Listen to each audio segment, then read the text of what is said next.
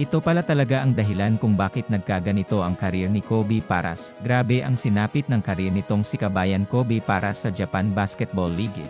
Pero bago natin umpisahan, ay suportahan mo naman ang aking channel.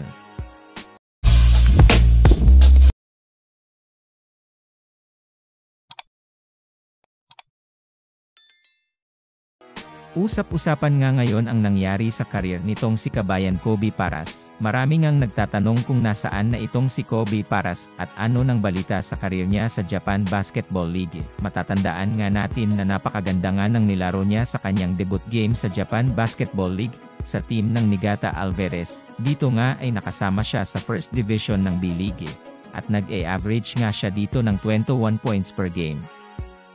Ngunit habang tumatagal nga itong si Kabayan Kobe para sa team ng Niigata, ay tila naging matamlay ang paglalaro nito, at napakaliit lang ng naging average nito sa bawat game nito kahit mahaba ang kanyang playing time.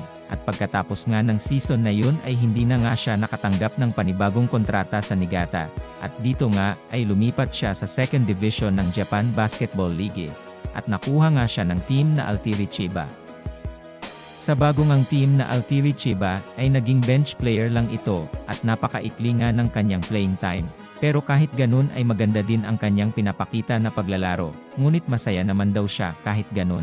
Dahil daw sa dati niyang team na Niigata ay tila lagi siyang pinag-iinitan ng kanyang coach. At dito daw ay tila nawawalan na siya ng gana maglaro. At dito naman sa bago niyang team ay napakaayos daw ng sistema at napakabait ng mga kasama niya. Ngayon nga ay wala pang official team itong si Kobe para sa Japan Basketball League, at kasalukuyan itong nasa Pilipinas, at nagbabakasyon, kasama ang girlfriend niya sa Siargao. Sa tingin niyo mga kaibigan, may pag-asa pa ba na umangat ulit ang career nitong si Kabayan Kobe Paras? O dapat na itong mas mag-focus sa basketball para maabot niya ang pangarap niya? Paki-comment naman ng iyong opinyon. Sana nga ay magtagumpay itong si Kabayan kay Soto na masungkit ang kanyang matagal na niyang pangarap na maging isang NBA player. Patuloy nga nating siyang suportahan sa kanyang mga paparating na laban. Sana nga din ay magtagumpay ang mga Pinoy sa kanilang mga larangan at maiwas sa mga injury at makamit din sana nila ang gintong medalya. Proud na proud kami sa inyo. Patuloy nga nating suportahan ang mga kababayan nating naglalaro ngayon sa iba't ibang dako ng bansa. Maraming salamat sa panonood ng aking video.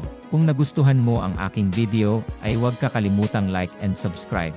At huwag mo na din kakalimutang pindutin ang notification button upang updated ka sa aking mga video.